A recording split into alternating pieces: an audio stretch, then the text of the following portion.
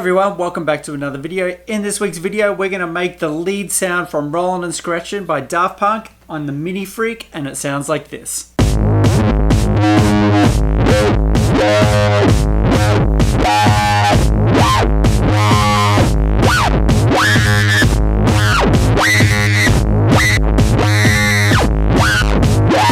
Okay, quick shout out to Ricky Teens for lending me the Minifreak for this video, and a couple more in the pipeline.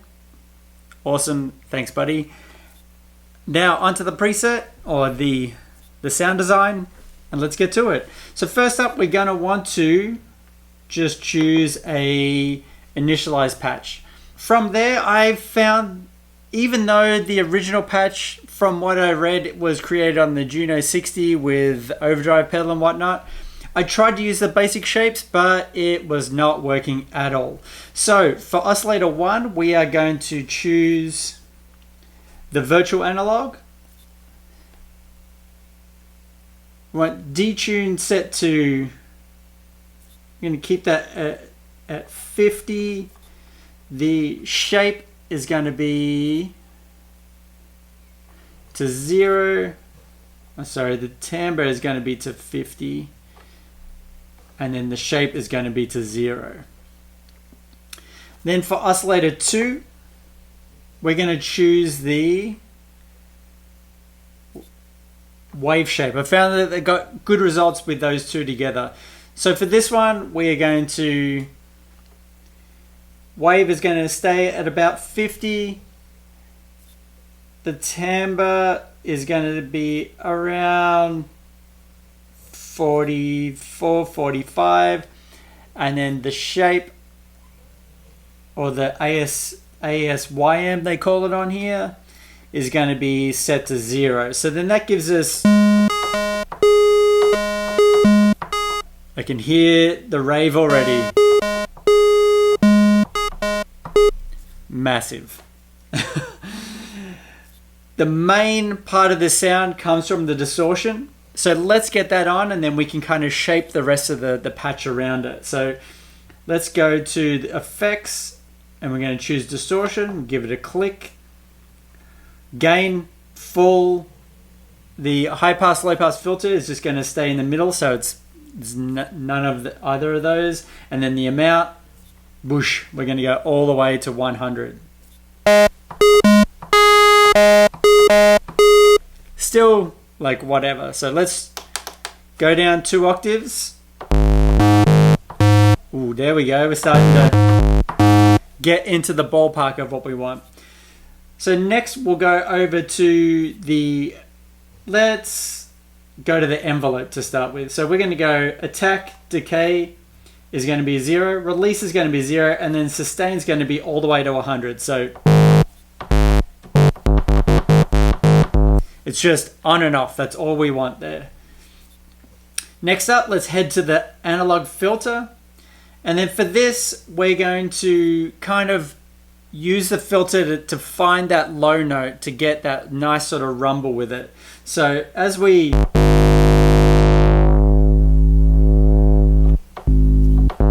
let's put the resonance to almost full, to 98. And then we're going to adjust the cutoff to find that sweet spot.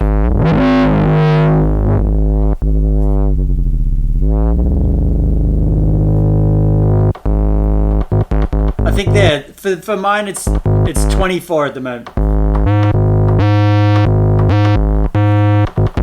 And then for the envelope, let's increase it just a little bit to 18. Now we can go and adjust the cutoff a little bit more.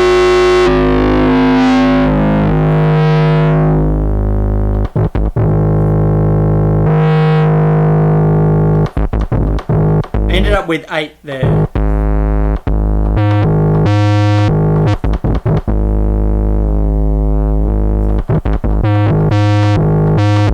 Okay, cool. So we've got the basic sound down, but we don't have any effect going on there. So let's start to look at the mod matrix to change 2 parameters to then get us a little bit more movement in the patch and to get more control with the mod wheel. So let's go over to, we're looking at the mod matrix now, and we want oscillator 1, we want the timbre to be affected by LFO 1. So let's go through on LFO 1 and timbre 1, and we click down, and now that tells us the amount. So the amount that we want for this is about 20. You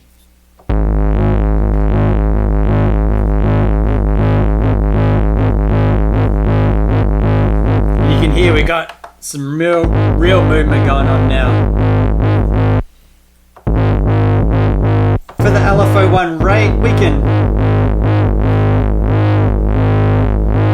put that down to about 20. And now we can adjust the cutoff a little bit more to get us dialed in. And I'm down to 4 now on the cutoff.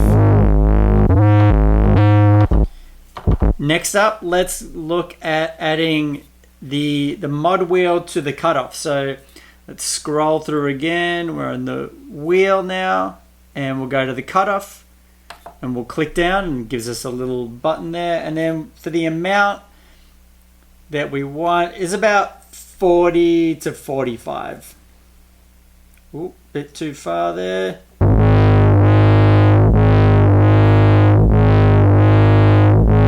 We'll go 42.3. And we'll click it one more time. And now we can see the 2 points that we've got there on the mod matrix. And then when we got nice movement in there. So when we play just the sound on its own,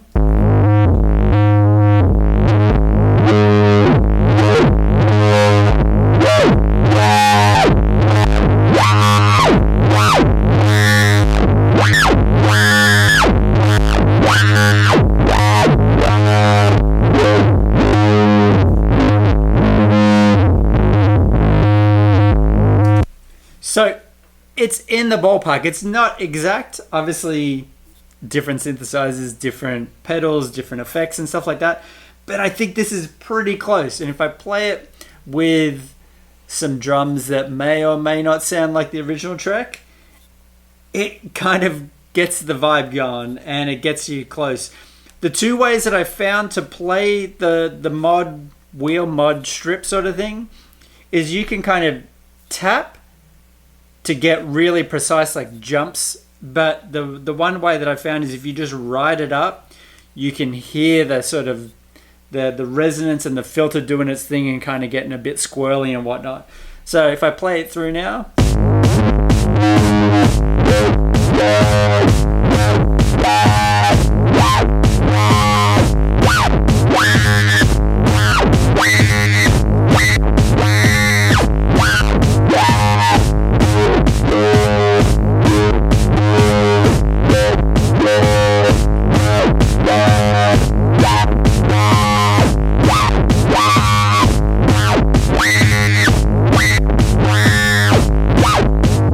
If I play it the other way,